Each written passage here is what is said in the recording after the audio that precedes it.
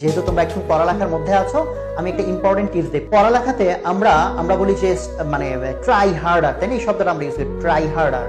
আমি হার্ডার শব্দটা ইউজ না করে এখানে আমি শব্দটা ইউজ করতে চাই স্মার্টার। ট্রাই স্মার্টার, স্মার্ট ওয়েতে ট্রাই করো। যেমন আমি একটা এক্সাম্পল বলি, ধরো দুজন রিক্সাওয়ালা।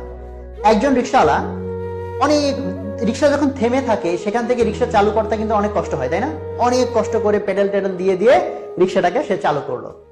চালু করার পর কিছুক্ষণের মধ্যে সে খুব মানে খুশি হয়ে গেল যে আরে রিক্সা তো চালু হয়ে গেছে, আমার আর কষ্ট করার দরকার কি, তো আমার আর কষ্ট করার দরকার নাই, এটা মনে করে সে পেডাল দেওয়া বন্ধ করে দিল। পেডাল দেওয়া যদি বন্ধ করে দেয় কিছুক্ষণ পর কি হবে? রিক্সাটা থেমে যাবে। রিক্সাটা থেমে যাওয়ার পর তার টনক নড়লো, হ্যাঁ হ্যাঁ রিক্সা তো থেমে গেছে, তাহলে কি করা যায়? এবার সে কি করলো?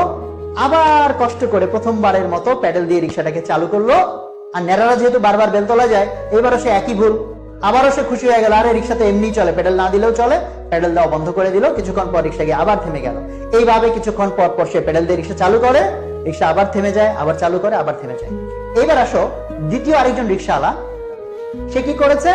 সে হচ্ছে অনেক কষ্ট করে রিক্সাটাকে চালু করে, চালু করার পর দেখলো হ্যাঁ প্যাডেল না দিলেও রিক্সা চলে, কিন্তু আস্তে আস্তে গতি কমে যায়। তো সে কি করে? কিছুক্ষণ ওয়েট করে, গতি একটু কমে গেলে আবার একটা দুইটা পেডাল দেয়, গতি একটু কমে গেলে আবার একটা দুইটা পেডাল দেয়। ফলে তার রিক্সা না থেমে কি হবে? চলতেই থাকবে, চলতেই থাকবে।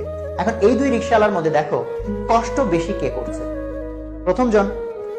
আর আউটপুট বেশি কে পাচ্ছে? দ্বিতীয় জন। তাহলে দেখো স্মার্ট কে? স্মার্ট কিন্তু দ্বিতীয় জন, যে কম কষ্ট করেও বেশি আউটপুট পাচ্ছে, বিকজ সে স্মার্ট ওয়েতে রিক্সা চালাচ্ছে। তো আমি রিক্সাওয়ালার গল্প কেন নিয়ে আসলাম? যে ভাই আমরা স্টুডেন্ট মানুষ, রিক্সাওয়ালার গল্প শুনে আমাদের কি লাভ? লাভ হচ্ছে এখন কম্পেয়ার করো তোমার স্টাডির স্টাইলের সাথে। সো আমাদের মোস্ট অফ দ্য স্টুডেন্টস প্রথম রিক্সাওয়ালার, মোস্ট কি বলতে গেলে প্রায় সবাই প্রথম রিক্সাওয়ালার মতো করে স্টাডি করে। কিরকম?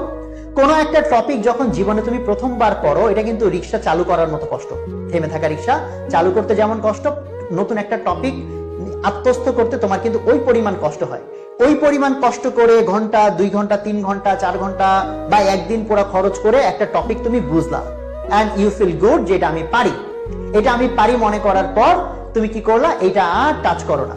এটা আর টাচ না করে তুমি হচ্ছে অন্য টপিকে চলে গেলা, আরেক টপিকে।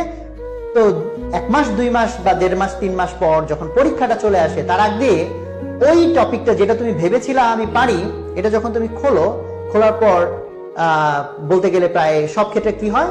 টপিকটা দেখে মনে হয় হ্যাঁ হ্যাঁ চেনা চেনা লাগে, কিন্তু মনে আর পড়ে না। কি পড়েছিলা, কি বুঝেছিলা, দেখা যায় আর মনে হয় না, মনে থাকে না। ফলে কি করতে হয়? শুরুতে যে পরিমাণ এফোর্ট তুমি দিছিলা, সেকেন্ড বার প্রায় ইকুয়াল পরিমাণ এফোর্ট দিয়ে তোমাকে আবার জিনিসটা শিখতে হয়, ওই প্রথম রিক্সাওয়ালার মতো। তো এভরি টাইম তুমি কষ্ট করে একটা টপিক শিখছো, কিছুদিন এটাকে আর টাচ না করে এটা ভুলে যাচ্ছ, আবার কষ্ট করে টপিকটা শিখছো।